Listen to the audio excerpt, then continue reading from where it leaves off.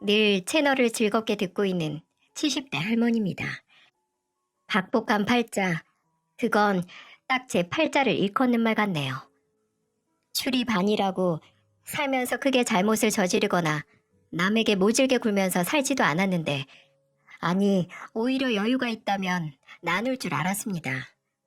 부모 복도, 남편 복도, 자식 복도 좋다고 여기며 살았는데 어쩌다 이렇게 된 건지 정말 모르겠네요.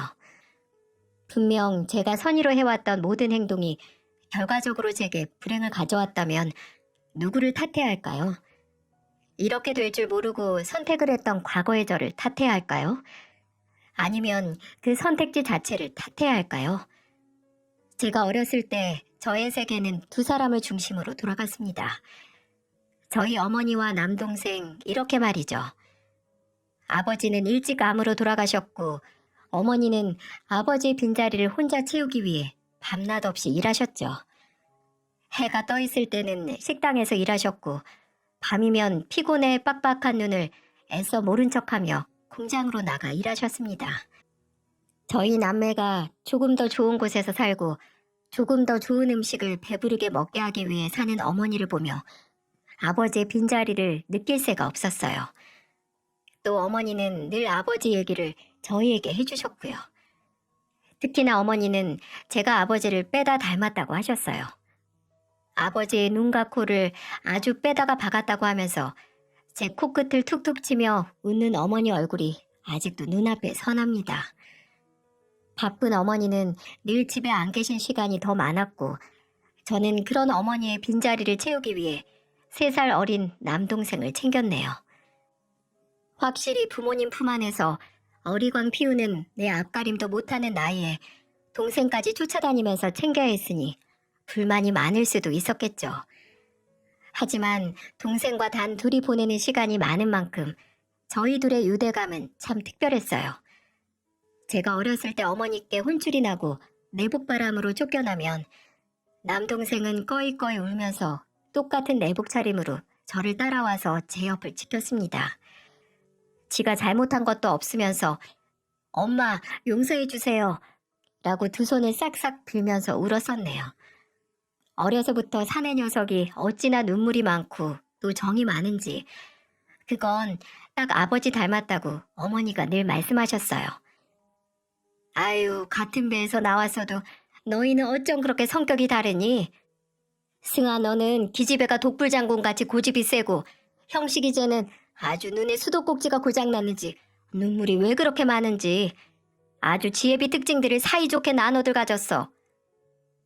어머니는 저희 남매를 앉혀두시고 종종 이런 소리를 하셨습니다. 그리고 그래도 그 양반 모습이 이렇게라도 기억할 수 있어서 좋네 라고 쓸쓸한 말을 덧붙이시기도 했죠. 아무튼 제게는 남동생이 하나뿐인 동생이자 또 수많은 시간을 함께하는 친구이고 또 저보다 점점 키가 커졌을 때부터는 기댈 수 있는 가족이었어요. 남동생에게도 저는 어머니를 대신하는 존재이기도 했고 모르는 게 있으면 어떻게 해서든 알려주는 선생님이기도 또 친구이기도 했습니다. 초등학교 시절부터 남동생은 늘 제가 수업 끝날 때까지 교실 앞 복도에 쭈그려 앉아 책을 읽거나 숙제를 했었어요. 제 수업이 끝나면 함께 손잡고 집으로 갔었고요. 어머니는 늘 새벽에 들어오셔서 저녁은 늘 저희 둘이 먹었습니다. 반찬 몇 가지를 꺼내고 제가 후라이 하나만 하면 남동생은 밥 2공기는 거뜬히 비웠어요. 근데 이 녀석이 조금 크더니 제게 이런 말을 하는 겁니다. 누나는 아무래도 요리에는 재능이 없는 것 같아. 뭐? 매일 내가 해주는 밥 먹는 네가 할 말이야? 이거 봐봐. 누나가 후라이 할 때마다 이렇게 눌러붙잖아. 아래가 자주 타고 밥도 질게 할 때가 더 많아. 아유 깐깐하긴. 그럼 먹지 마. 해줘도 난리야. 그럼 이제 밥은 내가 할게. 뭐? 네가? 아무래도 잘하는 사람이 하는 게 낫지 않겠어? 누나가 계속 내 밥 해줬으니까 이제부터는 내가 할게. 그리고 누나도 제대로 잘된 밥을 먹어봐야 나중에 더 잘하겠지. 안 그래? 그 어린 게 조금 컸다고 매일같이 누나가 밥상을 차려주는 게 마음에 걸렸었나 보더라고요. 말은 얄밉게 했어도 앞으로 본인이 밥을 차려주겠다고 호언장담하는 남동생을 보면서 웃음만 나더라고요. 제가 19살, 남동생이 16살일 때 어머니께서 허리를 다쳐서 잠시 일을 쉴 수밖에 없었을 때가 있었습니다. 저는 졸업을 앞두고 있었고 자연스럽게 어머니를 대신해 돈벌이를 해야 했죠. 애초에 그 시대에 대학 진학에 큰 뜻이 없기도 했지만 저의 미래에 별다른 선택권이 없기도 했습니다. 하지만 우리 가족이 잘 되는 게 내가 잘 되는 거고 남동생은 앞으로 수험생으로서 공부를 해야 하는 시기였기에 바로 돈을 벌어야 하는 제 상황이 억울하진 않았어요. 어머니는 제게 많이 미안해 하셨지만 저는 그런 어머니의 마음을 위로했습니다. 그리고 어머니가 야간에 일하던 섬유 공장에 취직을 해서 졸업하자마자 바로 공장으로 가서 일을 했죠. 저는 주간조로 취직을 한 거라 일하는 시간이 많아서 아예 공장에 있는 숙소에서 생활을 하기로 했습니다. 눈물 많은 제 남동생은 제가 짐을 싸는 걸 보면서 울었죠. 그렇게 집의 가장으로서 일을 시작했습니다. 그때 일주일에 하루 집으로 갈 수 있었는데 그때마다 버스 터미널로 남동생이 마중을 나왔어요. 버스에서 내리면서 저 멀리서 볼 때마다 키가 껑충껑충 크는 남동생이 달려와 저를 맞이해 주었죠. 너 또 왔어? 여기서 버스만 타면 금방 집인데 뭐하러 또 와? 학생이 집에서 공부나 하지. 성적 떨어져도 내 탓하지 마. 이거 잠깐 나온다고 떨어진 성적이면 애초에 연필 놓는 게 낫네요. 가방 이리 줘. 분명 내 어깨 높이도 못 미치는 내복 차림으로 엉엉 울던 녀석이 어느새 고개를 꺾어서 봐야 할 정도로 커서는 제 가방을 들고 성큼성큼 걸어가는 모습으로 자란 걸 보면서 참 그 코딱지만한 녀석이 언제 이렇게 컸지? 이렇게 새삼 놀라기도 했었네요. 그렇게 시간이 흘러 남동생도 지망하던 상고에 들어가고 졸업해서 원하던 가구 공장에 취직을 했습니다. 남동생은 처음 받은 월급으로 저와 어머니에게 새 옷과 함께 용돈을 선물했죠. 첫 월급 얼마나 한다고 어머니 거나 사고 내 거는 살 거 없다. 젊었을 때 모으라는 저의 타박에 남동생은 이렇게 말하더군요. 참, 우리 누나는 받는 걸 못해. 매번 주기만 해서 그런가? 누나, 누구한테 받는 버릇도 연습해야 하는 거 알아? 매번 주기만 하면 언젠가 큰 코 다친다. 주기만 하지 말고 받으면서 누나 앞가림도 해야지. 그 앞가림 내가 도와줄게. 어려서부터 매번 받아먹기만 한 동생 어디 가서 흉보지 말고 줄 때 받으셔. 손해보는 인생 살지 마. 이제 누나 먼저 챙기는 인생 살아야지. 그렇게 매번 월급 타면 거의 대부분을 저와 어머니에게 썼습니다. 본인이 알아서 저축하고 입에 들어가는 거 챙기고 있으니 걱정 말라고 하면서 말이죠. 저와 동생 모두 돈벌이를 하니까 평생 몸이 고장날 때까지 일만 하던 저희 어머니께서 드디어 은퇴를 하실 수 있었죠.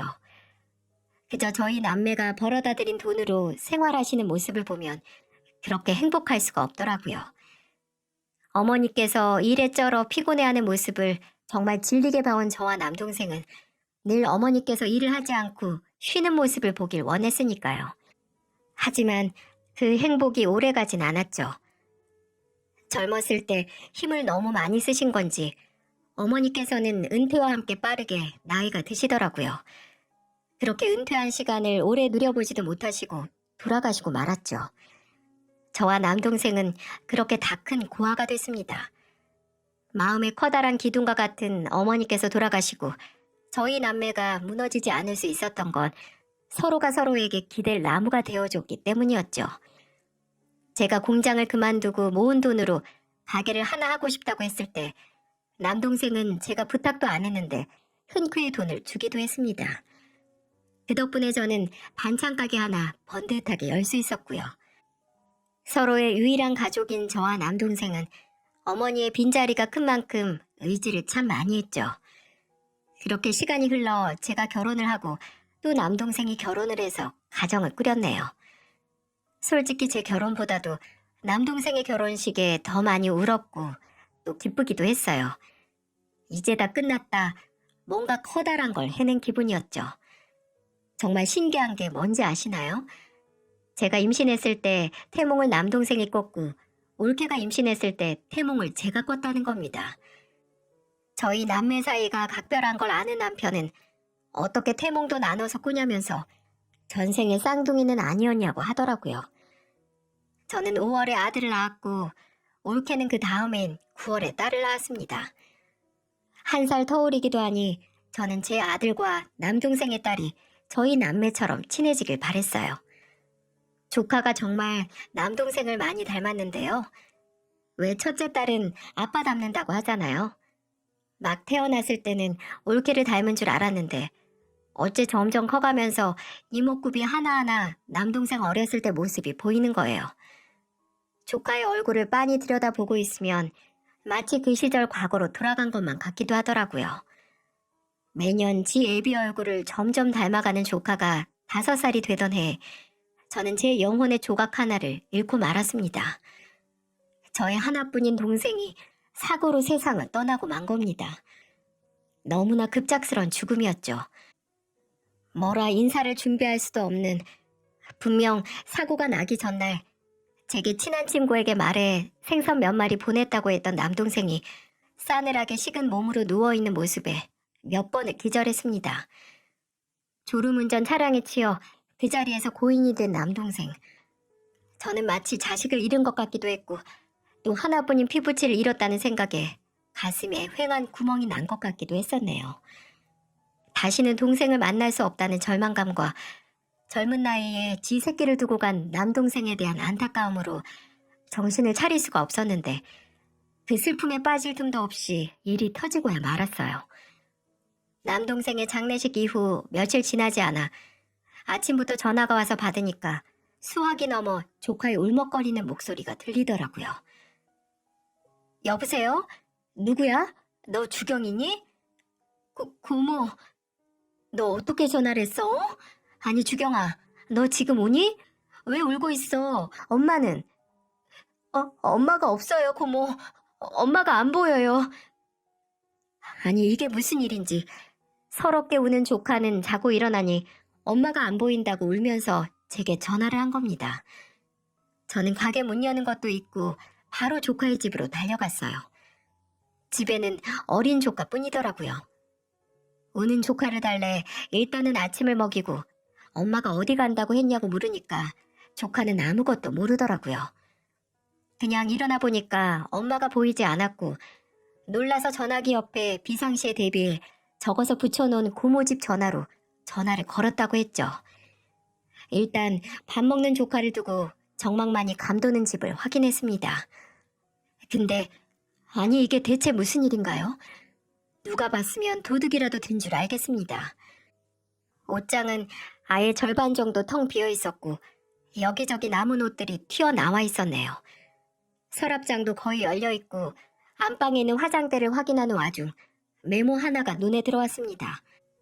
메모는 몇 개 남지 않은 화장품 사이에 껴져 있었죠. 형님, 이 메모를 보게 된다면 주경이를 잘 부탁드려요. 이렇게 가서 죄송해요. 혼자 아이를 키우면서 살 용기가 나지 않아요. 그렇습니다. 올케가 잠적하고 만 거죠. 도망간 겁니다. 남편이 죽고 어린 자식을 홀몸으로 키울 자신이 없어서 도망가 버리다니. 어떻게 불행은 이렇게 휘몰아치듯 한 번에 다 오는지. 저는 당혹스러움과 분노로 떨리는 손에 가볍디 가벼운 종이를 들고 거실로 나왔습니다. 그곳에는 어린 조카가 당장 본인에게 닥칠 현실은 하나 모른 채 밥을 김에 싸먹고 있었어요. 저는 아무 말도 하지 못하고 그저 조카가 밥을 꼭꼭 씹어 먹는 걸 옆에 앉아 바라봤습니다. 세상을 떠난 지 얼마 되지도 않은 남동생을 꼭 닮은 그 얼굴을 보면서 앞으로 어떻게 하지? 이렇게 아득한 고민에 빠졌어요. 일단 조카의 짐을 몇 가지 챙겨서 제 집으로 왔습니다. 그리고 남편이 퇴근해 집으로 돌아왔을 때 상황을 모두 설명했어요. 남편도 저만큼 놀랐죠. 솔직히 그때 마음 같아서는 당연히 제 남동생의 딸이니까 제가 맡아 키우고 싶었습니다. 하지만 제가 아무리 원한다고 해도 함께 사는 남편과 아들이 싫다고 하면 정말 곤란한 상황이 되는 거죠. 저는 눈치를 보면서 조카를 우리 집에서 살게 하는 게 어떠냐는 말을 꺼내기 위해 몇 번이나 입을 달싹이고 있었어요. 그런데 남편은 제가 꿈에도 꾸지 않은 제안을 먼저 하더군요. 여보, 그러지 말고 입양하자. 아예 우리 후적에 딸로 올리자고. 입양을? 당신 정말 괜찮겠어? 안 괜찮을 게 뭐가 있어. 그냥 같이 사는 것보다는 아예 입양을 하는 게 좋을 거야. 조금 있으면 주경이 학교도 다닐 텐데 거기서 부모 없이 고모 집에 얹혀 산다는 게 소문이라도 나봐. 애가 얼마나 상처를 받겠어. 승준이한테야 잘 설명을 하면 되고 늘 동생 있으면 좋겠다고 했고 주경이랑 곧잘 잘 놀았으니까. 나야 그러면 당신한테 너무 고맙지. 내가 당신이랑 처남 사이 잘 알잖아. 이왕이면 한 가족으로 묶이는 게 여러모로 좋은 거야. 고마워 여보. 정말 고마워. 남편이 먼저 제안을 해줘서 정말 다행이었어요. 원체 사람이 정이 많고 착한 사람이었다는 건 알았지만 이렇게 힘든 결정을 먼저 생각해 줬다는데 크게 감동을 했죠. 입양 절차는 생각보다 그리 힘들지 않았습니다. 올케였던 그 여자의 생사는 불확실했고 연락도 되지 않았어요. 남동생도 이 세상에 없으니 생부모 동의를 받아야 한다는 절차는 넘어갈 수 있었습니다. 처음에는 일반 입양을 생각하기도 했는데 어차피 올케라는 여자가 다시 연락을 한다는 보장도 없고 한 번 아이를 버리고 간 여자가 다시 돌아온들 그게 조카에게 얼마나 도움이 될까 생각하니 아예 하나 남은 생부모와 연을 호적상으로 깨끗하게 정리하는 게 좋겠더라고요. 그래서 친양자 입양을 통해 조카를 입양하기로 했습니다. 까다로운 입양 절차보다 훨씬 더 어려웠던 건 바로 조카에게 이 상황을 이해시키는 거였죠. 아빠는 돌아가시고 엄마는 도망가서 이제 고모네 식구와 살아야 하고 고모와 고모부가 부모가 됐다는 사실을 어떻게 알릴 수 있을까요? 공식적인 입양 절차를 밟기 전에 저는 조카를 앉혀두고 물었습니다. 주경아, 주경이 고모 딸할까? 우리 엄마는요? 주경이 엄마는 지금 너무 힘들어서 어디를 갔어. 엄마가 나 버리고 간 거예요? 아빠가 없으니까 이제 주경이는 필요 없어서? 제가 말을 하지 않더라도 그 조그만 머리로 상황이 어떻게 돌아가는지 알고 있더라고요. 떠난 남동생을 닮은 얼굴로 눈물만 또르르 흘리는 얼굴을 보니 어찌나 가슴이 미어지던지 저는 조카의 두 손을 잡고 말했습니다. 아니야, 누가 주경이를 버려. 이렇게 예쁘고 착한데. 주경이 엄마는 혼자 살 준비가 안 된 거야. 주경이를 버린 게 아니라 주경이가 고모네 식구랑 좀 더 행복하게 살 수 있게 기회를 준 거야. 주경이랑 주경이 엄마랑 둘이 살면 둘만 있어서 외롭잖아. 근데 이 고모네랑 살면 오빠도 있고 고모부도 있고 식구가 많아서 좋지? 주경이 엄마는 주경이가 둘만 사는 것보다 넷이서 살면 더 편할 거라고 생각했나 봐. 그리고 고모도 주경이랑 살 수 있어서 너무 좋은데? 주경이는 어때? 주경이도 고모 좋아요. 고모부도 좋고 승준 오빠도 좋고. 그치? 그럼 주경이 고모네랑 평생 행복하게 사는 거 어때? 네, 고모랑 살래요. 주경이가 그렇게 말해주니까 고모가 진짜 기분이 좋다. 고마워 주경아. 저희는 천천히 시간을 들였습니다. 주경이가 저희를 그냥 사촌이 아니라 진정 가족으로 받아들일 때까지요. 처음부터 저를 엄마라고 부르고 남편을 아빠라고 부르는 걸 기대하지도 않았네요. 그저 그 어린아이가 완전히 받아들일 때까지 기다리고 또 기다렸네요. 그리고 그 기다림은 조카가 유치원에 들어가면서부터 막을 내렸습니다. 또래 친구들이 모두 입을 모아 부모님 얘기를 하는 걸 보고 좀 주눅이 들었었나 봐요. 조카도 똑같이 엄마 얘기, 아빠 얘기를 하고 싶은데 정작 함께 사는 건 고모와 고모부니까요. 유치원을 다니고 한동안 침울해해서 물으니까 유치원에서 엄마 아빠 없는 건 본인뿐이라며 울었습니다. 그래서 저는 그때 조카에게 말했죠. 주경아, 주경이가 왜 엄마 아빠가 없어? 고모가 엄마고 고모부가 아빠인데? 거짓말. 고모가 왜 우리 엄마예요? 주경이 엄마는 멀리 갔고 주경이 아빠도 없는데. 아니야. 주경아, 이거 봐봐. 저는 얼른 가족관계 증명서를 조카에게 보여줬어요. 자, 봐봐, 주경아. 여기 주경이 이름 있지? 그리고 위에는 누구 이름 있어? 봐봐. 오빠랑 고모 이름이요. 그치? 이건 고모가 주경이 엄마고 고모부가 아빠라는 증거야. 주경이는 나랑 한 가족이고 주경이가 고모 집에 오면서 고모 딸이 된 거야. 그러니까 주경이한테 엄마 없다고 생각하지 마. 알았지? 주경이가 원할 때 고모를 엄마라고 부르고 고모부를 아빠라고 부르면 되는 거야. 그럼 주경이도 엄마랑 아빠 있는 거 맞지? 솔직히 그때 그 어린 게 모든 걸 이해했으리라곤 생각도 안 했습니다. 그저 친구들은 있는데 나만 없다는 결핍으로 저와 남편을 부모로 받아들였다고 생각해요. 그 이후로는 조카는 조금씩 저와 남편을 엄마, 아빠라고 부르는 연습을 하기 시작했습니다. 역시 처음이 어렵지 두 번째, 세 번째는 아주 쉽더라고요. 내가 엄마, 아빠가 어디 있냐고 했던 아이는 어디 갔는지 몇 분도 안 쉬고 병아리처럼 엄마, 엄마 이렇게 부르는 조카는 마침내 제 딸이 되었습니다.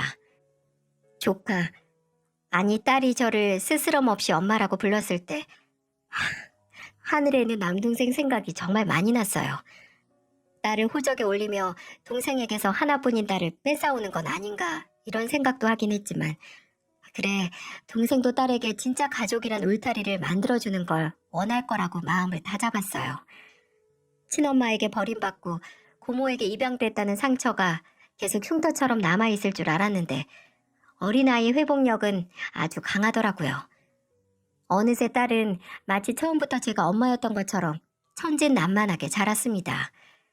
저도 남편도 또 제 아들도 그렇게 되기 위해 정말 많은 노력을 했죠. 혹시라도 딸이 차별 아닌 차별을 느낄까 매사에 조심했습니다. 웬만하면 아들에게는 딸에게 모든 걸 양보하고 배려하자고 가르쳤고 저도 피할 수 없을 정도로 중요한 일이 아니면 매번 딸을 우선시하기도 했었고요. 하지만 그것도 완벽하지 않았는지 딸은 조금만 본인이 느끼기에 부당하다고 느껴지면 바로 이의를 제기하며 어려움이 없더라고요.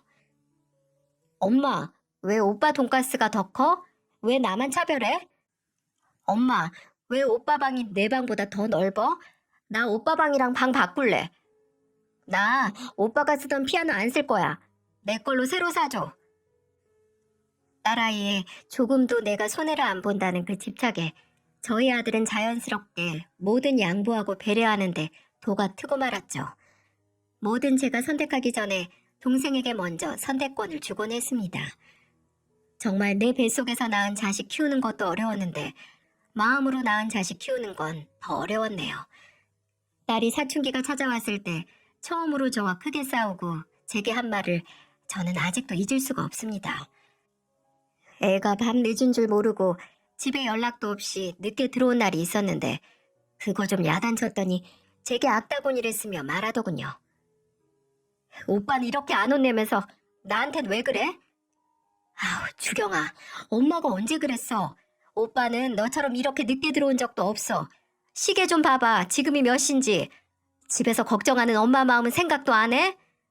그럼 엄마는 친딸 아니고 조카라서 이렇게 차별받는 내 마음은 생각 안 해? 뭐? 아우, 주경이 너 그게 무슨 소리야? 엄마가 널 언제 차별했어? 그리고 주경이 너 내 친딸 맞아. 그런 소리 하지 마. 거짓말. 나 친딸 아니라고 차별하는 거 맞잖아. 안 그랬으면 이렇게 미워했겠어? 문을 쾅 닫으면서 본인 방으로 들어가는 딸의 뒷모습을 망연자실하게 쳐다봤어요. 당최 이게 무슨 일인가 황당하고 화가 나면서도 동시에 내가 모르는 사이 정말 딸이 저렇게 생각할 만한 행동을 하나라도 했었나 이런 자책감이 들기도 했습니다. 그 이후로 딸을 대하는 게 더 조심스러워지기도 했고요. 저는 오히려 너무 오냐오냐 하면서 키워서 딸이 엇나가는 건 아닌지 깊은 고민을 했습니다. 괜한 노파심에 애가 제멋대로 자라는 것도 무서웠고요. 하지만 그때마다 남편은 사춘기라 그래, 사춘기라 이러면서 저를 다독였어요. 정말 노력 많이 했습니다. 딸이 자라면서 입양됐다는 상처를 한순간이라도 느끼지 않았으면 해서 열과성을 다했죠. 그렇게 시간은 지나 아들도 딸도 모두 성인이 됐네요. 딸은 그렇게 유명하지 않은 전문대에 들어가 어느새 번듯한 회사에 격리로 취직도 했죠. 남편이 아는 사람이 하는 회사를 소개해주기도 했지만 그저 잘 자라서 제 몫을 할 수 있는 사람이 됐다는데 만족했어요. 회사에 다니면서 독립한다고 전세금도 지원을 해줬죠. 하늘에 있는 남동생에게도 그래, 누나가 완벽하진 않아도 이 정도까지는 해냈다고 할 수 있었어요. 딸은 회사를 다니며 남자도 만나서 연애를 하고 얼마 안 지나 결혼을 하고 싶다고 하더라고요. 아직 30도 안 된 너무 이른 나이에 하는 결혼 아니냐고 걱정을 했는데 딸은 빨리 결혼해서 가정을 꾸리고 싶다고 하더군요. 저도 남편도 반대할 이유가 없어 그래, 좋은 사람 만나면 일찍 하는 것도 좋지 라고 했어요. 딸이 결혼한다는 생각에 부풀어 결혼식 비용과 딸이 살던 자취방 전세금을 빼고 거기에 더 보태서 신혼집 전세금을 마련해줬습니다. 딸의 결혼식에서 뭔지 모를 감정에 눈물만 주룩주룩 흘리고 왔네요. 여기에 이 자리에 남동생이 있었으면 얼마나 좋았을까 하는 생각도 했고 또 이제까지 마음고생 참 많이 한 나 자신에 대한 연민도 있었어요. 아직 아들이 결혼을 안 하긴 했지만 딸 자식 시집 보내고 나니 정말 눈앞에 고린 지점이 보이는 기분이었습니다. 왜 그렇게 주변 엄마들이 빨리 자식 결혼시키고 싶어 하는지 알겠더라고요. 부모의 역할은 최종적으로 자식을 독립시키고 자식이 가정을 꾸리는 모습을 지켜보는 데 있다고 했나요? 그런 모습을 보면서 저도 남편도 부모로서 참 애썼다는 생각이 들더라고요. 하지만 꽃밭에 불을 지르는 것도 아니고 왜 항상 행복한 순간에 불은 들이닥치는 걸까요? 여러분, 제 아들이 백혈병이랍니다. 30 넘어서 이제 직장에서 자리 잡아 편해질 때쯤 아들이 갑자기 근육통이 심하게 있다고 하더라고요. 저는 그저 직장을 다니면서 몸을 너무 혹사시킨 건 아닌지 걱정을 했는데 아무리 병원을 다녀도 그 상태가 호전이 없는 거예요. 너 그거 제대로 검사해야 하는 거 아니야? 바쁘다고 병원 미루지 말고 얼른 가서 받아봐. 엄마, 걱정하지 마세요. 엄마 아들이 다 알아서 해. 어린애도 아니고 별거 아닐 거예요. 그렇게 엄마를 안심시키던 아들이 어느 날 뇌출혈을 일으켜 쓰러지고 말았습니다. 아들은 급하게 수술에 들어갔고 그때 아들이 급성 백혈병이라는 걸 알게 됐죠. 아니, 이게 무슨 마른 하늘의 날벼락인가요? 어릴 때부터 잔병치레 한 번을 안 한 건강한 아들이었는데요. 저와 남편은 그때 하늘이 둘로 쪼개지는 기분이었답니다. 앞이 막막했어도 수술이 끝나 코마 상태에 빠진 아들 곁을 지켜야 했죠. 다행히 아들은 코마 상태에서 벗어나긴 했지만 여전히 의식은 돌아오지 않았어요. 반응은 하는데 독한 치료제를 많이 써서 힘이 없는 상태였죠. 치료를 하는데도 몸은 약을 못 이겨내고 매일같이 약해져서 폐혈증까지 와서 상태는 점점 악화됐습니다. 어떻게 해서든 아들을 살리고 싶어서 제가 다니는 교회, 남편이 다니는 직장 동료들에게 지정 헌혈을 부탁하기도 했었어요. 아무리 치료에 쓸 돈이 있어도 수혈을 할 피가 없으면 소용이 없으니까요. 저와 남편의 노력으로 아들의 수혈자 등록번호로 꽤 많은 피가 모였지만 아들은 끝내 눈을 뜨지 못했네요. 저는 믿을 수가 없었습니다. 어떻게 숨을 쉬는지 방법을 까먹을 정도로 큰 슬픔에 잠겨서 허우적거렸죠.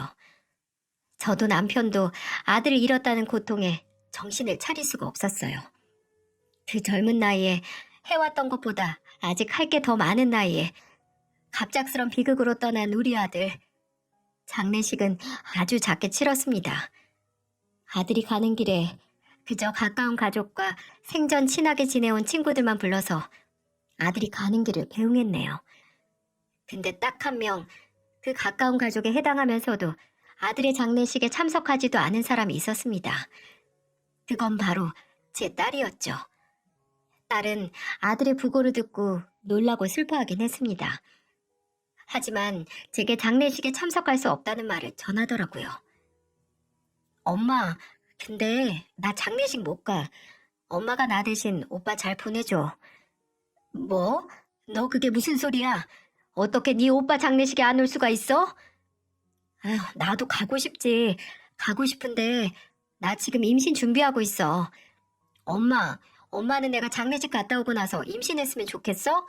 부정타면 어떻게 해? 이게 무슨 소린가요? 저는 그때 제가 정신이 없어서 헛것을 들었나 싶었습니다. 임신한 상태에는 장례식에 참석을 안 한다는 건 알아도 임신도 하기 전에 계획이 있다는 이유 하나만으로 하나뿐인 오빠 장례식에 참석을 하지 않다니요. 저는 그 자리에서 전화로 싸울 힘도 없어서 알겠다고 알아서 하라고 하고는 끊었습니다. 하지만 그 형용할 수 없는 분노와 배신감은 사라지지 않았죠. 그렇게 아들을 보내고 어떻게 사라지긴 사라지더군요. 저는 가슴속 한구석에 아들을 고이 묻고 마치 팔다리 한쪽을 잃은 사람처럼 살았습니다. 아들의 장례식 몇 주 후에 연락도 하지 않던 딸이 집으로 찾아왔네요. 그때 전화를 한 이후로 저도 딸한테 연락을 안 했고 딸도 문자만 간간히 남겼을 뿐 이렇다 저렇다 할 연락은 하지 않는 서먹한 상태였거든요. 갑자기 무슨 일이니? 임신 준비한다는 애가 여기까지 다 오고. 엄마는 아직도 꽁에 있어요? 나도 어쩔 수 없었잖아. 좀 넘어가요. 나 저번 주에 오빠 낙골당 다녀왔어. 거기서 나 나름대로 작별 인사도 했고요. 아휴, 그래. 갑자기 왜 왔는데 연락도 없이. 아, 그게 엄마, 나 이혼해요. 뭐? 아니, 남편이랑 아이 갖는다고 임신 준비 중이라고 했던 애가 갑자기 왜 이혼이야? 좀 그렇게 됐어요. 너 정말 그때 임신 생각이 있었던 건 맞아? 엄마, 그럼 내가 그런 일로 거짓말을 했을까? 그걸로 오빠 배웅도 제대로 못했는데. 갑작스럽게 찾아와 대뜸 이혼을 한다는 딸. 이게 대체 무슨 일인지 놀라야 하는지 잘 달래야 하는지 혼란스러웠어요. 뭔데? 뭐 때문에 이혼하는 건데? 아니, 부부가 살다가 잘 안 맞으면 헤어지기도 하는 거죠. 뭘 그렇게 캐물어요? 이게 캐묻는 거니? 부모가 딸한테 무슨 일이 있는 건 아닌지 그것 좀 알면 안 돼? 별거 아니야, 정말. 그렇게 나 도와주고 싶으면 나 어떻게 돈 좀 줘요, 엄마. 돈? 무슨 돈? 아니, 그 사람이 이혼 소송으로 위자료를 달라고 하잖아.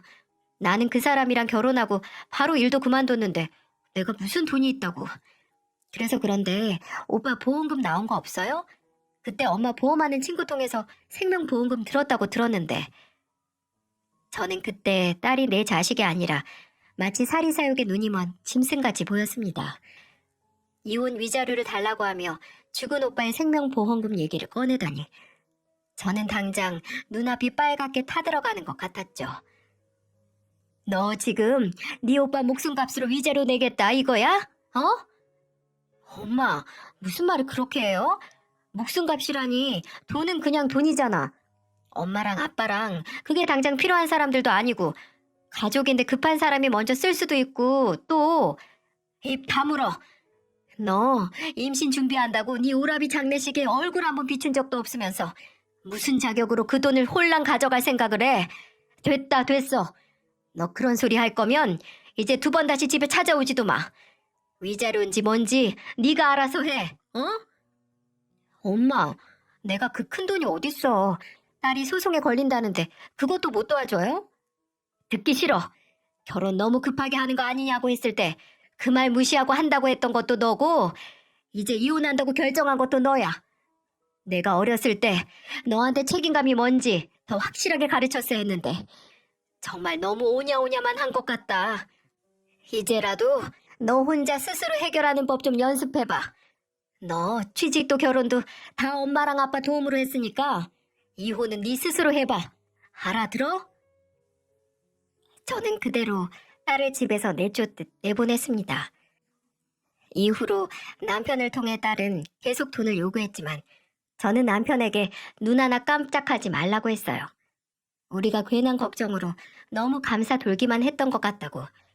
이제라도 아예 심적으로든 뭐든 독립을 시켜야 할 때라고 말이죠. 나중에 알고 보니 딸이 글쎄 바람을 피웠더군요. 믿어지시나요? 그래놓고 위자료를 달라고 하다니. 아니, 처음부터 임신할 계획도 없었던 겁니다. 바람을 피면서 결혼한 남편과 임신을 계획 중이라니 그게 말이 되나요? 그저 오빠의 장례식에 참석하고 싶지 않아 핑계를 댔다는 걸 안 저는 억장이 무너지는 것 같았죠. 저도 남편도 묵묵부답이니 딸은 제 풀에 지쳤는지 점점 찾아오지도 않고 연락도 하지 않았습니다. 저는 그때 마음을 정말 단호하게 먹었어요. 여기서 제가 계속 받아주면 딸은 저 아나무인한 성격을 유지할 테니까요. 그렇게 하나 남은 딸도 없는 것처럼 지냈는데 아들이 죽고 몇 년 지나지도 않아 제 인생에 다시 커다란 위기가 찾아왔어요. 딸은 엄마 팔자 답는다는 얘기 아시나요? 저도 저희 어머니 팔자를 그대로 답습하는 건지 암으로 아버지를 잃은 어머니처럼 제 남편도 췌장암 진단을 받고 말았습니다. 저는 가족력 때문에 늘 검진도 주기적으로 꼬박꼬박 했거든요. 근데 한 번은 남편과 함께 나란히 늘 받는 건강검진을 받았어요. 근데 거기서 제가 아니라 남편에게 암 덩어리가 발견된 겁니다. 예전에 동네 어르신들에게 주변 사람을 잡아먹는 팔자가 있다는 말 들었는데 저는 그게 딱 제가 아닌가 하는 절망감에 빠졌어요. 내가 사랑하는 사람이 모두 사고로 병으로 곁을 떠나가니까 이건 분명 나한테 문제가 있다는 생각이 꼬리에 꼬리를 물고 길어졌죠. 아들 잃은 지 얼마 됐다고 이제 남편마저 떠나갈 수 있다는 생각에 고통스러워하는 저에게 남편은 제 몸도 힘들면서 위로를 하더군요. 세상에 그런 팔자가 어딨냐고 말도 안 되는 생각이라고 말이죠. 여보, 당신 팔자가 아니라 내 팔자요, 내 팔자. 그러니까 너무 슬퍼하지 말자고, 어? 남편은 치료를 시작하긴 했지만 큰 차도가 있지 않았습니다. 그저 이미 나이도 있고 체력도 좋지 않으니 몸만 힘들 뿐이었죠. 하지만 전 하던 가게도 문을 닫고 남편 옆에서 간병에 힘을 썼습니다. 조금이라도 남은 시간 사랑하는 남편 옆에 한순간이라도 더 있고 싶었죠. 사람이 정신적으로나 몸적으로나 힘들어지면 자연히 기댈 곳을 찾아간다고 하잖아요. 저는 이제 하나 남은 자식인 딸에게 연락을 했습니다.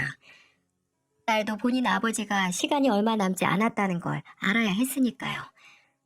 딸은 병원으로 남편을 찾아오긴 했지만 어딘지 저보다는 먼저 마음의 정리를 한 사람처럼 보이더군요. 저처럼 정신없이 슬퍼하는 모습도 보이지 않고 마치 의무적으로 찾아오는 것 같아 신경이 쓰였습니다. 남편이 투병을 시작하고 몇 개월 지나지 않아 의사는 더 이상의 치료는 무의미할 것 같다고 진단을 내렸네요. 이미 생명 유지 장치로 숨을 쉬는 지경에 이른 남편은 그렇게 제 손을 잡은 상태에서 눈을 감았습니다. 어린애 같은 얼굴로 마냥 잠든 것 같은 얼굴에 저는 이별을 말했죠. 그렇게 제 가슴 속 아들을 묻은 자리 옆에 남편을 함께 묻었습니다. 두 사람을 묻은 만큼 가슴은 더욱더 무거워지고 먹먹해졌어요. 아버지도 남동생도 아들도 남편도 모두 잃은 저는 소중한 사람은 모두 떠난다는 생각에 더 이상 소중한 사람을 만들지 않겠다고 다짐했네요.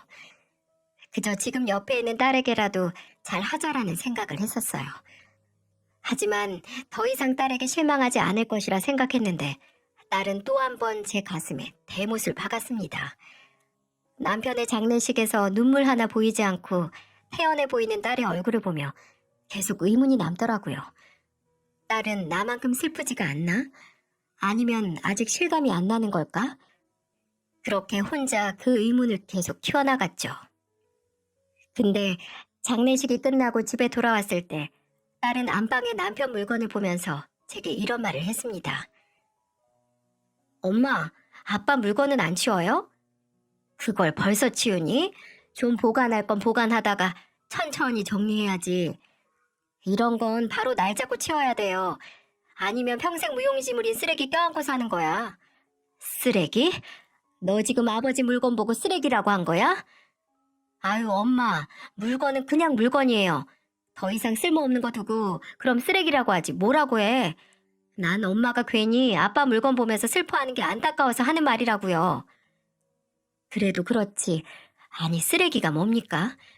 분명 죽은 사람 물건은 바로 치우는 게 마음 정리하는 데 도움은 될 터이지만 아무리 그래도 슬픔에 잠긴 엄마에게 아버지 물건을 쓰레기라고 운운하는 딸의 말에 크게 상처를 받았네요. 측은지심이라는 게 내 딸에게는 없는 건가라는 생각을 하기도 했었고요. 저는 딸에게 상관 말라, 한동안 네 얼굴 보고 싶지 않다고 했습니다. 그때 제게 필요한 건 하나 남은 가족의 위로였는데 마치 빨리 잊고 새로 시작하라 채찍질하는 듯한 딸의 방식에 넌더리가 났어요. 그런데 며칠 후 딸은 제게 찾아와 사과를 하더라고요. 엄마, 내가 잘못했어요. 내가 너무 생각이 없었어. 내 딴엔 빨리 아빠 물건을 정리해야 엄마 마음이 편해질 거라고 생각했어. 아빠도 엄마가 계속 아버지 물건 껴안고 슬퍼하는 건 바라지 않을 테니까. 내가 미안해요. 어? 나 좀 용서해줘, 엄마. 이제 우리 둘만 남았잖아. 우리 둘이서 잘 살아야 하늘에서 오빠랑 아빠가 마음 편하게 있지. 안 그래요? 엄마, 나 정말 엄마랑 아빠랑 오빠한테 매일 감사하는 마음으로 살아.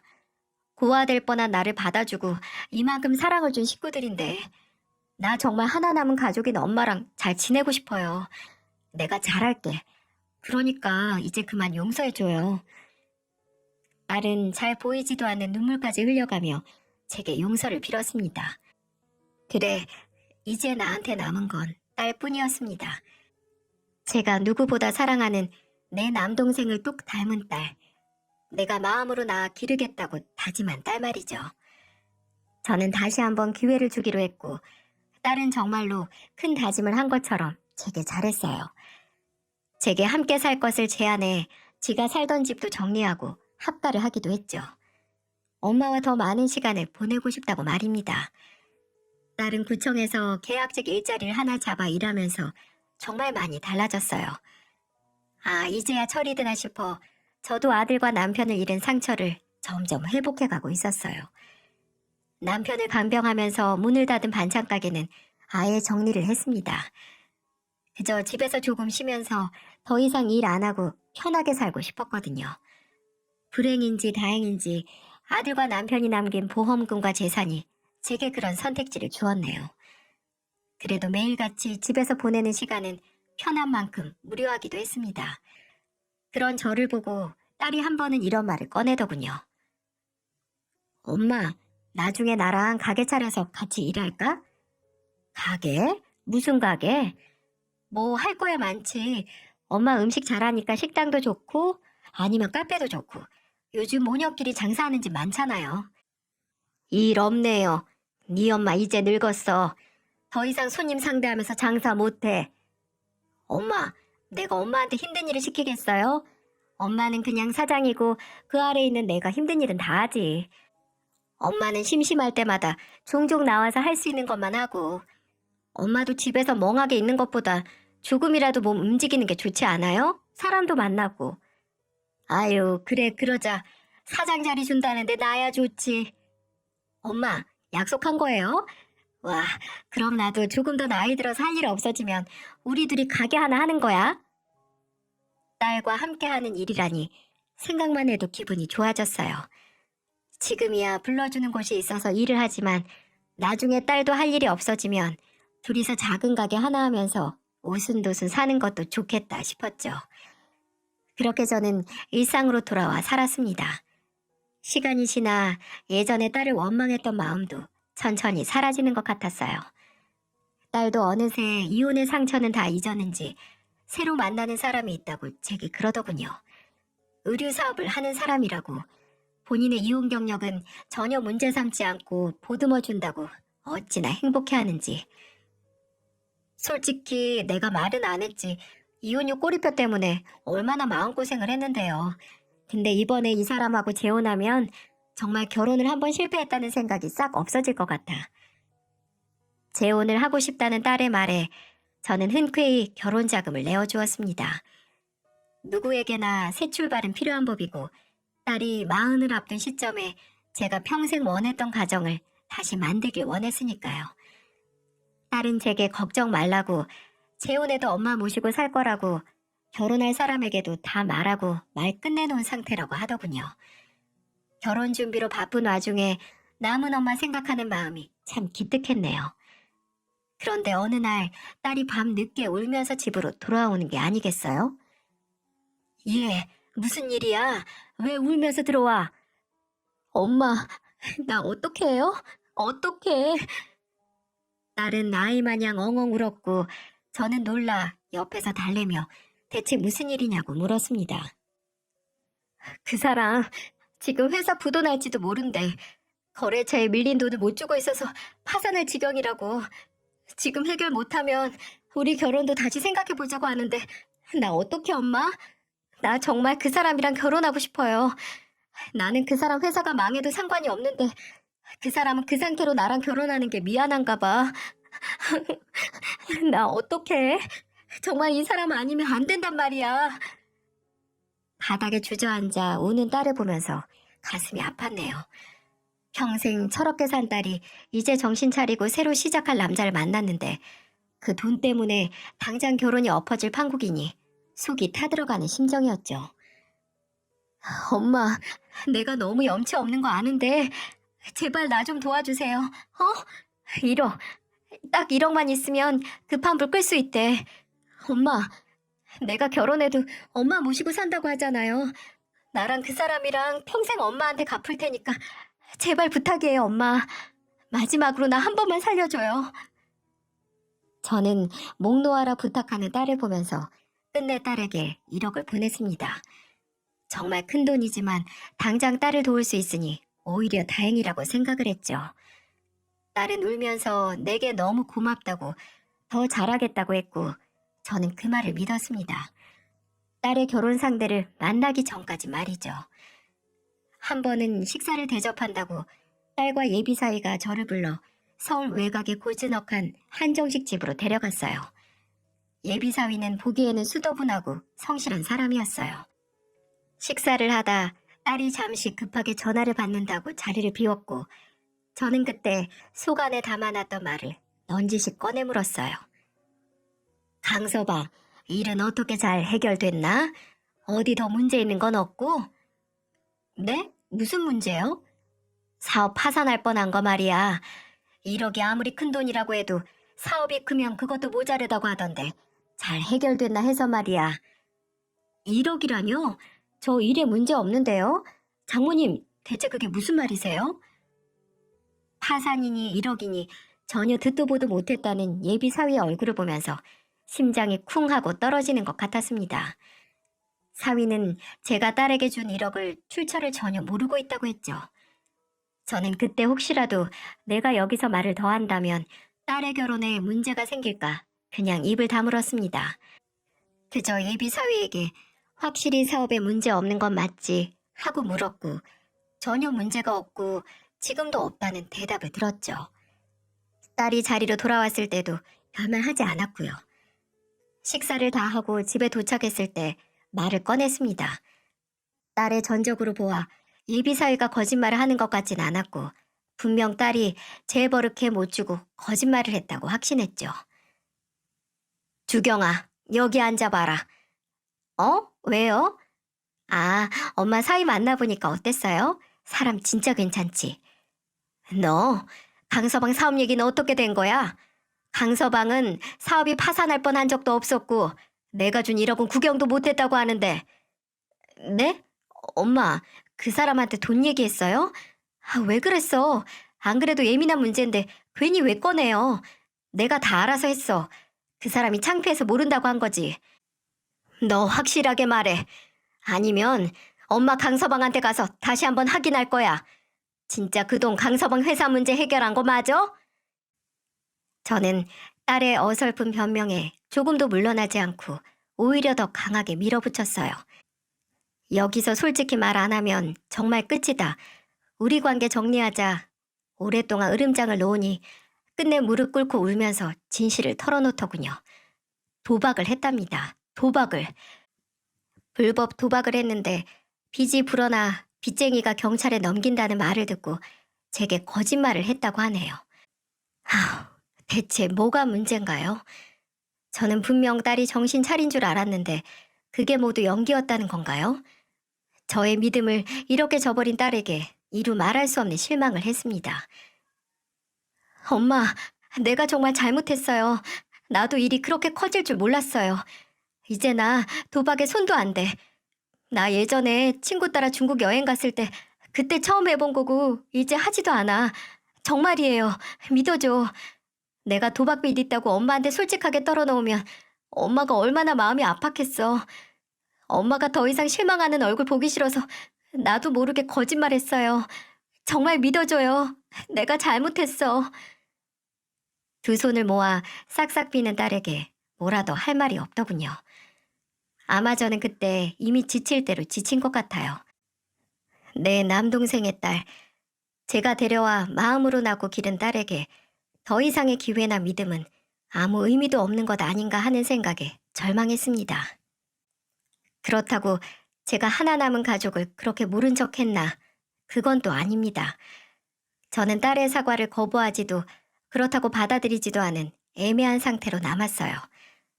그래, 이제 마흔이 다 되어가는 딸에게 더 이상 무슨 말을 한들 내 말을 듣고 새 삶을 시작할까 하고 그저 모든 일을 회피했습니다. 그저 딸에게는 더 이상 손을 벌리지 않겠다는 다짐을 받았어요. 딸은 그걸 용서받았다라고 받아들였는지 모르겠지만 전 아니었죠. 그냥 이 모든 일은 유보한 것뿐이었어요. 딸은 그렇게 바라던 결혼을 했고 약속을 했던 것처럼 저를 모시고 살긴 했습니다. 근데 그 이도 저도 아는 상태가 제게 독으로 돌아왔어요. 스트레스는 모든 병의 원인이라고 하죠. 저는 엄마 팔자를 닮았나 했는데 아버지를 닮은 눈과 코처럼 병까지 담고 말았네요. 제 가슴에서 종양이 발견된 거죠. 매번 가슴에 모든 걸 쌓아만 둬서 그게 암덩어리가 됐나 하는 의문에 씁쓸하고 자조적인 웃음이 나더라고요. 유방암 진단을 받은 저는 그때 솔직히 충격을 받지도 않았습니다. 지금까지 제 인생의 모든 풍파를 생각해보면 이 정도는 사건도 아니라는 웃기지도 않는 생각을 했거든요. 딸은 유난이란 유난은 다 떨었지만 저는 크게 혼란스럽지 않았네요. 다행히 초기에 발견을 했기에 그저 몇 개월 치료를 받고 추적 관찰만 받으면 된다는 의사의 말에 딸은 울며 불며 우리 엄마 불쌍해서 어떻게 하냐고 드라마 한 편을 찍었죠. 병원에서 치료 일정을 다 잡고 며칠 시간이 흘렀는데 어느 날 딸이 제게 근심이 가득한 표정으로 이런 말을 꺼냈습니다. 엄마가 나이도 있고 아무래도 전문적인 곳에서 치료를 받는 게 낫지 않아요? 그래서 병원 가는 거 아니야. 의사도 믿을만 해 보이더라. 정희 엄마 말로는 꽤 유명하기도 하고. 아니, 그 소리가 아니라 아예 요양병원에 들어가서 24시간 치료를 받는 게 낫지 않나 해서. 평생 엄마를 모시고 산다고 한 딸은 제가 유방암 진단을 받고 일주일도 지나지 않아 요양병원 이야기를 꺼내더군요. 예전 같았으면 크게 상처를 받고 화도 났겠지만 이미 실망할 대로 실망한 저는 올 게 왔구나 생각을 했어요. 왜? 아픈 엄마 모시기 힘들 것 같아서 그러냐? 병원 따라오기 싫으면 따라다니지 마. 혼자 다닐 수 있어. 무슨 말을 그렇게 해요. 내 말은 엄마가 좀 더 전문적인 곳에서 치료에 집중하면 빨리 완치하지 않을까 해서 그렇지. 엄마도 사이랑 같이 사는 집에서 병원 다니는 거 눈치 보일 거 아니에요. 눈치는 네가 보이겠지. 강서방이 그러든 아픈 장모님 모시고 살기 부담스럽다고? 전혀 아니에요. 오히려 강서방은 엄마 요양병원 비용 다 본인이 낸다고 하던데? 엄마를 생각 안 했으면 선뜻 그 큰 돈 내놓겠어? 엄마 그러지 말고 한번 구경만 하고 와요. 내가 아는 사람도 거기에 시아버지 모셨었대요. 오래된 곳이긴 해도 그만큼 잘하는 곳이기도 하고 시설도 괜찮아. 리모델링 한 지도 얼마 안 됐대. 딸은 계속해서 달콤하고 사려 깊은 말로 저를 설득했습니다. 저는 그래, 속는 셈 치고 보고나 와보자 하는 마음으로 딸을 따라서 그 요양병원을 방문했어요. 그런데 대체 어디를 리모델링 했는지 알 수도 없을 정도로 거의 오래된 건물이었습니다. 내부도 마찬가지였어요. 입원한 환자 수도 얼마 없어 보이고 직원들도 얼마 없는 작고 낡은 요양병원이었습니다. 마치 이제 쓸모 없어진 부모를 버리고 가는 것 같았네요. 저는 그때 완전히 마음을 정리했습니다. 마음으로 낳은 자식이라 할지라도 아닌 건 아닌 거고 더 이상 나를 이렇게 대접하는 딸에게 마음도 믿음도 기회도 주지 않을 것이라고요. 저는 딸에게 요양병원에 들어가겠다고 했습니다. 딸은 제 결정에 환한 미소를 짓더군요. 잘 생각했다고요. 그렇게 다 쓰러져가는 요양병원에 입원을 했고 저는 바로 변호사를 알아봤습니다. 저는 딸을 파양할 생각이었어요. 더 이상 딸과 가족으로 묶여있고 싶지 않았었네요. 병 걸린 엄마를 바로 이렇게 낙후된 요양병원에 맡길 생각부터 하는 딸은 아예 처음부터 저를 부모 취급을 안 했을지도 모릅니다. 딸은 친양자 입양을 해서 절차가 까다로울 거라고 변호사는 말하더군요. 저는 딸이 제게 받아간 돈과 거짓말을 하고 도박을 했다는 걸 말했고 유방암 진단을 받자마자 오래된 요양병원에 넣었다는 증거를 보여줬어요. 그리고 딸은 저를 병원에 입원시킨 이후로 단 한 번을 찾아오지 않았다는 걸 방문 기록으로도 입증을 했습니다. 3일에 한 번꼴로 전화만 하는 딸은 제가 이 모든 일을 계획하고 있는 걸 전혀 몰랐어요. 그저 전화해서 몸은 어떠냐고 한 번 묻고 5분도 저와 대화도 하지 않고 끊기만 했었네요. 친양자가 양부모에 대한 유기와 태만을 입증하면 재판을 받아 결정이 된다고 변호사가 그러더라고요. 저는 모든 일을 변호사에게 위임했어요. 낡은 요양병원에 앉아 저를 방문한 변호사는 안쓰러운 시선을 애써 숨기며 저를 도왔습니다. 그리고 며칠 후에 몇 주 만에 얼굴 보는 딸이 병원으로 찾아왔네요. 우락부락 화가 난 얼굴로 말이죠. 딸은 제가 있는 병실로 오자마자 제게 들고 있던 가방을 던지며 소리를 질렀습니다. 나를 파양한다고? 엄마 제정신이에요? 알고 보니 변호사가 소송 준비를 마치고 딸에게 연락을 했나 보더라고요. 친양자 입양이라 파양 협의는 불가능했고 소송을 통해 재판을 받아야 했으니까요. 딸은 찢어질 듯한 비명을 지르며 제게 화를 냈습니다. 어떻게 나한테 이럴 수 있어요? 파양? 모시고 산 은혜도 모르고 이제 와서 파양한다고? 엄마 제정신이에요? 엄마 그래놓고 엄마 그 사랑하는 동생 볼낯이 있겠어요? 미안하지도 않냐고요. 내가 미안할 게 어딨어. 나 할 만큼 했다. 먼저 간 내 동생 대신해서 어떻게 해서든 좋은 부모가 되고 싶었는데 내가 아프자마자 냉큼 요양병원부터 알아보는 네 행동 보고 마음 굳혔어. 그만하자. 이제 모녀 관계가 아니라 조카랑 고모 관계로 돌아가자고. 아니, 너나 고모 취급도 안 했어. 어떻게 그러니? 어떻게 가족끼리 이럴 수가 있어? 나도 네 아빠도 오빠도 너한테 그동안 어떻게 했는데 네가 날 이런 언제 무너져도 이상할 게 없는 먼 곳으로 보내버릴 수 있어? 하늘에 있는 내 동생도 너 같은 딸은 버리고 내 인생 살라고 할 거야. 딸은 제 고함에 냅다 달려와 제 어깨를 잡고 말했습니다. 고작 이런 일로 날 버린다고? 어떻게 날 버려? 엄마, 그럼 우리 계획은? 우리 같이 가게도 차려서 오순도순 살자고 했잖아. 그 계획은 어떻게 하자고? 너 혼자 차려. 너는 그 가게를 같이 할 엄마가 필요한 게 아니라 엄마가 갖고 있는 돈이 필요했던 거겠지. 이제 그만하자. 지금까지 너한테 줬던 돈들 도로 돌려놓으라는 말은 하지 않을게. 그게 마지막으로 내가 엄마로서 너한테 주는 이별 선물이라고 생각해.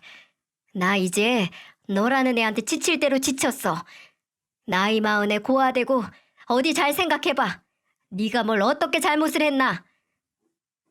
딸은 제 말을 듣고 분에 못 이겨 저를 때리기 시작했어요. 주먹으로 제 가슴을 막 치면서 소리를 질렀고 이 소리를 듣고 온 병원 사람들이 놀라서 얼른 딸을 끌어냈죠. 저는 딸이 악다구니를 쓰며 나가는 모습을 보고 충격을 받을 새도 없이 변호사에게 연락을 했습니다. 방금 딸이 와서 나를 때렸다고 말이죠. 한 걸음에 달려온 변호사는 제 몸을 확인하고 갔어요. 가슴에는 커다란 멍이 들었고 폭행 장면을 본 병원 사람들과 얘기도 하고 그렇게 돌아갔네요. 저는 딸이 다시 올까봐 무서워 바로 병원을 옮겼습니다. 제가 지내기 더 좋은 곳으로 옮겼을 때 마음이 놓이더라고요. 변호사는 학대 증거가 확인됐으니 파양 절차는 어렵지 않을 거라고 제게 연락을 해왔습니다. 참, 딸에게 맞은 게 저를 살리게 된 거죠. 유방암 치료와 파양 소송은 함께 진행이 됐어요. 어떻게 생각해보면 제 인생의 암덩어리를 떼내는 과정이라고 생각을 했습니다. 제 가슴에 있는 중양도 그렇고 또 저를 배신한 딸도 그렇고요. 딸은 매일같이 전화를 하더군요. 병원을 옮긴 걸 보고 대체 어디로 간 거냐고 따져 물었어요. 다시 한번 생각을 해봐라. 내가 잘못했다. 근데 엄마도 입원하는 거 동의하지 않았냐고 하는데 저는 더 이상 너랑 할 말 없다고 하며 전화를 끊어버렸어요. 한 번은 딸이 소송 때문에 이혼할 판국이라고 제게 연락을 해왔더군요. 나 지금 엄마 때문에 또 이혼하게 생겼어. 어떻게 책임질 거야? 네 이혼이 왜 내 책임이니? 너 고아되는 게 네 결혼하고 무슨 문제라고? 왜 부모 없는 자식이라서 갑자기 결혼 무르자고 하든? 알고 보니 사위가 제 변호사가 보낸 소장을 보고 딸의 도박 사실을 알았을 뿐 제 잘못은 하나도 없었어요. 딸의 도박 사실을 재판부에 알리는 내용이 뻔히 드러난 소장을 아무렇게나 둔 딸의 잘못이고, 아니, 처음부터 도박을 하고 그 사실을 숨긴 딸의 잘못인 거죠. 예, 그거 다 네 업보다 업보. 그러게, 그렇게 사랑하는 사람이면 도박한 것도 다 밝혔어야지. 뭐하러 네 이혼 이력만 늘리니? 저는 이 말만 하고 바로 전화를 끊었습니다. 잘 되면 지 덕이고 안 되면 제 탓이죠. 아주. 제 암 치료와 파양 소송 중에 뭐가 먼저 끝났을까요? 제가 스트레스를 많이 받아 몸이 약해진 탓인지 치료는 예상보다 오래 걸렸습니다. 전이 위험까지 있어서 수술도 받았네요. 그래서 치료보다는 파양 소송이 더 빠르게 끝났습니다. 법원에서는 다행히 저를 자유로 만들어주었죠. 그해 가을에 양부모인 제게 가져간 돈과 암에 걸리자마자 요양병원에 보내고 폭력까지 쓴 딸은 나이 40에 고아가 됐고 저 또한 자식 하나 없는 사람이 됐습니다. 딸은 법원 판결이 난 날 병원을 어떻게 알아냈는지 저를 찾아왔고 가족 이외의 사람은 접견이 안 되는 병원에서 몇 차례 실랑이를 하다가 얼굴 한번 못 보고 돌아갔다고 간호사가 전해주더군요. 딸은 이후에도 종종 연락을 해왔고 이미 파양 결정이 난 후로도 저를 엄마라고 부르며 나 이혼했다, 죄송하다, 한 번만 봐달라, 나 정말 이제 엄마뿐이라는 문자를 남겼습니다. 하지만 저는 흔들리지 않았어요. 솔직히 파양을 마음먹기 전에 몇 번씩 제게 되물었어요. 내가 이 결정을 해도 나중에 하늘에서 남동생을 만났을 때 미안하지 않을까 하고요. 그래도 본인 딸인데 다 키워놓고 파양을 하면 남동생 얼굴 보기 미안하지 않을까 하는 생각에 몇 번을 고민했는지. 하지만 저는 이미 몇 번의 기회를 아니 조카에게 줬었고 조카는 계속해서 저에게 실망을 주고 배신만 했습니다. 하늘에 있는 남동생도 누나가 할 만큼 했고 애썼다라고 할 것 같았죠. 언젠가 동생이 제게 그랬으니까요. 손해보는 인생 살지 마. 누나 자신을 먼저 챙기는 인생을 살아. 라고 말이죠. 이런 남동생은 제 결정을 이해해 줄 거라고 생각합니다. 저는 지금 오로지 치료에 전념하고 있어요. 입원한 병원으로는 아무도 절 찾아오지 않지만 이게 더 마음이 편하네요. 매번 얼굴 보고 싶어도 한 번 찾아오지 않은 가족을 기다리지 않아도 되고 와서 하는 말이라곤 그저 돈 얘기뿐인 가족, 차라리 없는 게 더 낫겠죠. 다행히 몸을 회복하고 있지만 솔직히 죽는 것도 이제 두렵지 않습니다. 물론 제 명이 허락하는 데까지 열심히 삶을 누리며 살 테지만 이미 제가 진정으로 사랑하는 사람들은 모두 이곳엔 없으니까요. 내가 눈 감으면 우리 부모님도 남동생도 남편도 아들도 다 만날 수 있는데 제가 두려울 게 어디 있겠어요? 이제 제 재산을 노리고 죽으면 물려줄 자식도 없으니까 만일 제가 세상을 떠나면 남은 돈은 모두 사회로 환원하고 싶습니다. 외롭고 힘들게 사는 사람들을 위해 쓰였으면 합니다. 얼마를 받든 고마운 줄 모르고 더 원하기만 하는 사람들에게 아들과 남편이 남기고 간 돈을 쓰진 않을 거예요. 분명 저는 먼저 간 제 남동생을 위해 조카를 걷어서 제 딸로 삼았습니다. 그리고 정말 누구에게도 부끄러울 것 없이 사랑을 주며 키웠고요. 제 배 아파 낳은 아들에게 미안할 정도로 말이죠. 하지만 이제 와서 생각해보면 우리 아들에게 제일 미안하네요. 혼자 받을 수 있는 사랑을 받아도 은혜도 모르는 사람과 나눠야 했으니까요. 그것만 생각하면 제 가슴이 저미는 기분이랍니다. 검은 머리 짐승은 거두지 말라는 옛말은 그저 선조들의 선입견일 뿐이라고 생각했는데 그 짐승에게 한 차례 물리고 나니까 와, 정말 틀린 말은 아니구나 싶었어요. 더 이상 후회하고 한탄해봤자 뭐가 바뀔까요? 그저 지나간 일은 지나간 일이니까 더 이상 그런 일이 내게 일어나지 않게 정신 바짝 차리고 살아야죠. 아무리 내 마음을 내주어서 키웠어도 여러분 자식에게 너무 많은 기대는 하지 마시길 바랍니다. 사람 마음이라는 게 아무리 피부치고 오래 붙어 산 가족이고 부모 자식 사이라 할지라도 준 만큼 돌아오지 않는다는 게 확실하니까요. 준 만큼 마음이 돌아오지도 않고 오히려 더 내놓으라고 멱살을 잡힐 수 있는 게 씁쓸한 현실이죠. 제게 얼마나 시간이 남고 또 앞으로 홀로 어떤 인생을 살고 갈지 모르겠습니다. 그저 지금까지 내게 일어난 불행한 일은 있고 그저 나를 소중히 해준 사람들에 대한 추억을 곱씹으며 거기서 기운을 받아 그 힘으로 살아갈 생각입니다.